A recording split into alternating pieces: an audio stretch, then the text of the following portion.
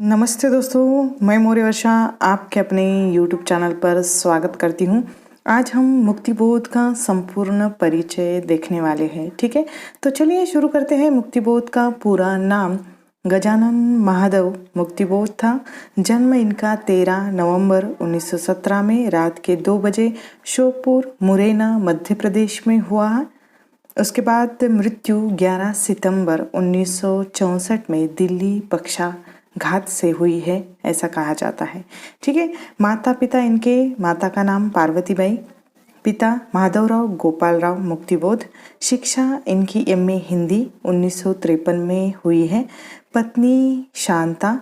मातृभाषा इनकी मराठी है, ऐसा कहा जाता है। इनका मूल गांव जलगांव, ऐसा कहा जाता है। व्यक्तित्व इनका मूडी, आइडियलिस्ट, विश्लेषक, संघर्षयुक्त जीवन, आत्मपरायण, विद्रोही एवं संवेदनशील कवि के रूप में इनका व्यक्तित्व रह चुका है।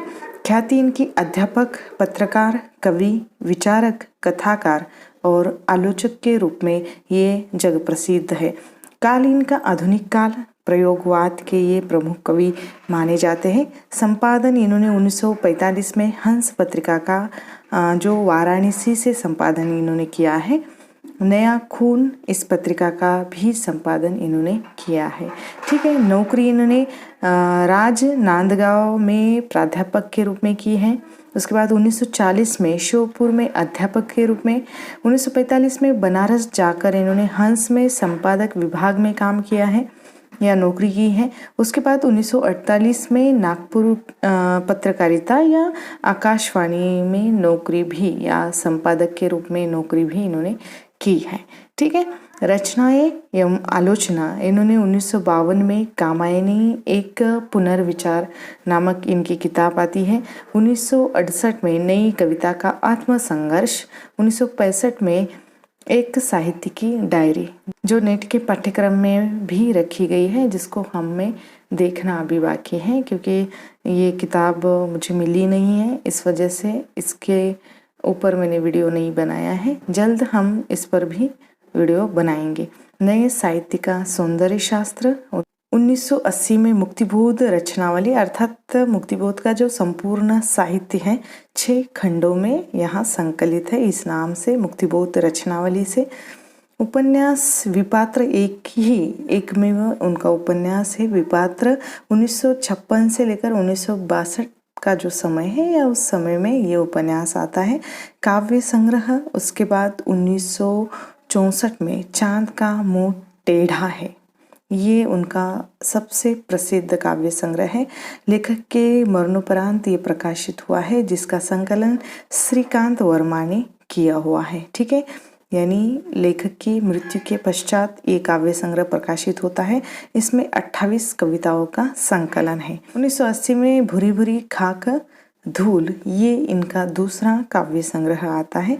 प्रसिद्ध कविताओं में जैसे हमें पता है अंधेरे में सबसे प्रसिद्ध इनकी लंबी कविता है। दिमागी गुहांधकार का औरंग उटांग, लकड़ी का बना रावण, चांद का मुंह टेढ़ा है, मुझे पुकारती हुई कल पुकार, कल जो हमने चर्चा की थी, ब्रह्म राक्षस, चकमक की चिंगारियाँ आदि इनकी प्रसिद्ध लंबी कविताएं हैं, ऐसा हम कह सकते हैं। ठीक है, निबंध संग्रह में इसमें 1962 में भारत इतिहास एवं संस्कृति नामक इनकी किताब आती है निबंध संग्रह की, जिस किताब पर मध्य प्रदेश सरकार द्वारा बंदी लगाई गई थी। ठीक है, कहानी संग्रह 1967 में काट का सपना, 1980 में सतह से उठता आदमी, यानी 2 ही इनकी कहानी संग्रह है, एक काट का सपना और सतह से उठता आदमी।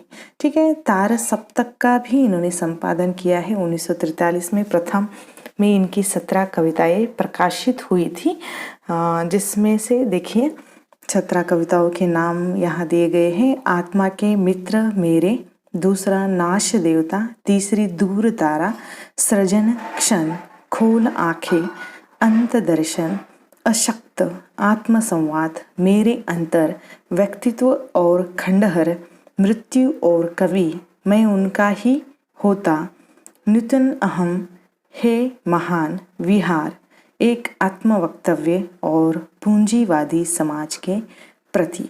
ठीक है, इस तरह तार सप्तक यानी प्रथम तार सप्तक में इनकी 17 कविताएं प्रकाशित या संकलित है। ठीक है, इनके बारे में विशेष जानकारी यह कि मुक्तिबोध हिंदी साहित्य में फैंटेसी शैली के कारण विशेष रूप से जाने जाते हैं या प्रसिद्ध है। मुक्तिबोध फैंटेसी को काव्य शिल्प का अनिवार्य अंग मानते हैं। मुक्तिबोध की कविताएं नाट्यात्मक होती है या नाट्यात्मक है। अधिकांश कविताओं की शैली में मैं शैली है जो पूरे समाज का मैं है, अर्थात उन्होंने मैं शैली के रूप में उनकी कविताएं लिखी हैं, लेकिन वह मैं उनका स्वयं का न होकर वो पूरे समाज का मैं है।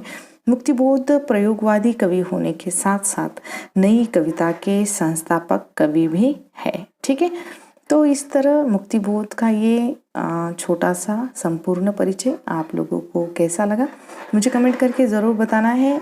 और किस कवि या लेखक के बारे में आप परिचय चाहते हैं या किस रचना के बारे में आप परिचय चाहते हैं मुझे कमेंट करके ज़रूर बताइए, ताकि मैं उस पर अध्ययन करके वीडियो बना सकूं। ठीक है, तो यहाँ पर हम रुकते हैं, जल्द मिलेंगे एक नई वीडियो में एक नए विषय के साथ। तब तक के लिए धन्यवाद।